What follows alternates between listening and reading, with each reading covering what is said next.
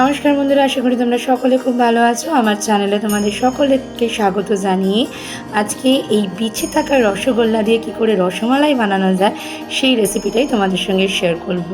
লাগছে রসগোল্লা, লাগছে গুঁড়ো দুধ আর লিকুইড দুধ। আমি এখানে আমুল তাজায় 500 গ্রামের একটা প্যাকেট নিয়ে নিয়েছি। প্রথমে গ্যাস অন করে দিয়ে দেখো আমি দুধটা বসিয়ে দিয়েছি। দুধটা কিন্তু খুব ভালো করে আমাকে ফুটিয়ে ফুটিয়ে গাঢ় করে নিতে হবে। তো ছোটো বড়ো অনুষ্ঠান যদি বাড়িতে হয় তখন কিন্তু রসগোল্লা বেঁচে যায়, আর রসগোল্লা বেঁচে গেলে সেই রসগোল্লা দিয়ে এইভাবে রসমালাই বানিয়ে নিলে লোকে কিন্তু ঠিক অন্যভাবে ওই মিষ্টিটাকে খাবে। শুধু রসগোল্লার স্বাদ একরকম আর রসমালাইয়ের স্বাদ তো অন্যরকম হবেই, কী বলো বন্ধুরা? আর কারা কারা এই রসগোল্লা বা মিষ্টি জাতীয় কিছু খেতে ভালোবাসো একটা ছোট্ট কমেন্ট করে জানিও।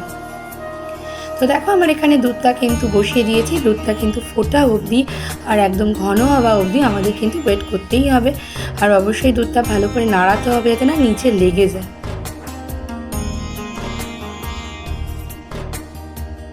দুধটা একটু ফুটে উঠলে আমি এখানে দেখো অল্প একটু ফুড কালার দিয়ে দিচ্ছি। তো বন্ধুদের উদ্দেশ্যে বলি যে তোমরা চাইলে এই ফুড কালারটা সম্পূর্ণ স্কিপ করতে পারো, কিন্তু দিলে কালারটা কিন্তু খুব সুন্দর আসে। খুব বেশি না, অল্প একটু ফুড কালার নিয়ে এই ফুটে যাওয়া দুধের মধ্যে দিয়ে আবার ভালো করে নাড়াতে হবে।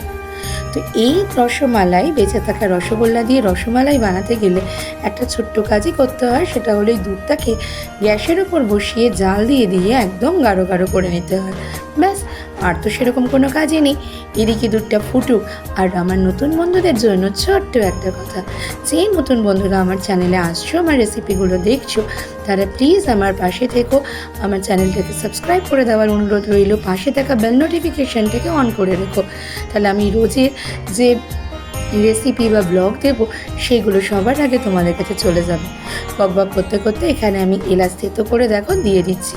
এলাচ দেওয়ার পর, ফুড কালার দেওয়ার পর আবার কিন্তু দুধটা ভালো করে নাড়িয়ে নিতে হবে। বললাম যে দুধটা যতক্ষণ একটু গাঢ় গাঢ় হবে ততক্ষণ আমাদের এই দুধটাকে নাড়িয়ে যেতেই হবে। এলাচ দেওয়ার পর কিন্তু দারুণ একটা গন্ধ আসছে।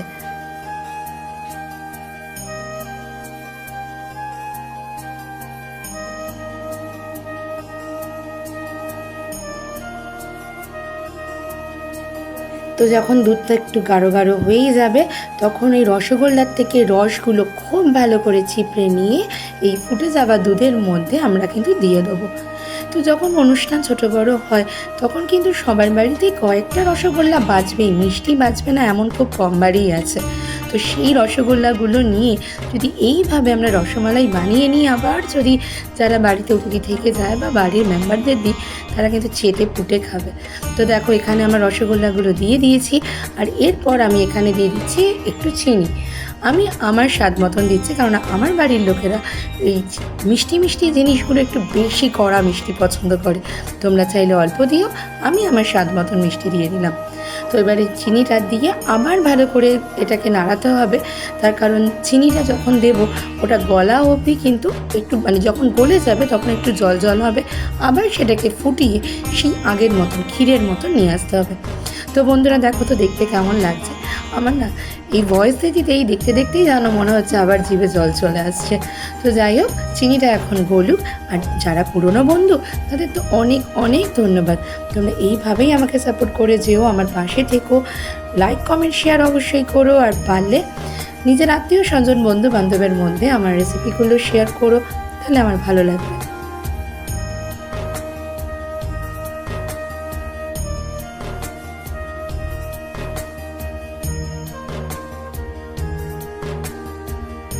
তো বন্ধুরা দেখো আমার কিন্তু রসগোল্লাগুলো একদম ফুলে টইটুম্বুর হয়ে উঠেছে। আর এই বাটির মধ্যে ওই দুধ কিছুটা রেখে দিয়েছিলাম, লিকুইড দুধ, তার মধ্যে 10 টাকার প্যাকেটের আমুল স্প্রেগুলো আছে, সেই পুরো প্যাকেটটাকে গুলিয়ে নিয়ে আবার এর ওপর দিয়ে দিলাম। এটা একদম লাস্টে দিলাম, তাহলে না ওই ক্ষীর ক্ষীর একটা গন্ধ এটার মধ্যে থেকে যায়, এত গাঢ় অবশ্যই থাকে। তো ব্যাস, আমার কিন্তু একদম রেডি হয়ে গেছে বেঁচে থাকা রসগোল্লা দিয়ে ঘরে বানিয়ে নিয়েছি রসমালাই। দারুণ দেখতে হয়েছে, খেতেও হয়েছিল খুব সুস্বাদু। তো চলো, আমি আশা করবো আমার বন্ধুরাও এইভাবে বেঁচে থাকা রসগোল্লা বা কোনো সময় দোকান থেকে ফুট করে কিনে নিয়ে এসে ঘরে তো দুধ থাকে, চিনি থাকে, দিয়ে এইভাবে বানিয়ে নেবে। তো আজকের রেসিপিটা কেমন লাগলো অবশ্যই কিন্তু জানিও। আর হ্যাঁ, আমি আবার একটু ফুটিয়ে নিচ্ছি, তার কারণ গুঁড়ো দুধটা দেওয়ার পর আমার মনে হলো একটু পাতলা পাতলা লাগছে, তাই আবার একটু গুলিয়ে নিলাম। তো একদম রেডি হয়ে গেছে, রেডি টু সার্ভ। কিন্তু আমি চাই আমার বন্ধুবান্ধবরাও এইভাবে বানিয়ে নাও রসমালাই। তো আজকের রেসিপিটা যদি ভালো লেগে থাকে, আবার বলছি লাইক, কমেন্ট, শেয়ার অবশ্যই করো। আজকের মতন বিদায় নিচ্ছি, আবার দেখা হবে অন্য কোনো ভিডিও বা রেসিপির সাথে। ততক্ষণ অবধি তোমরা সকলে খুব ভালো থেকো। টাটা।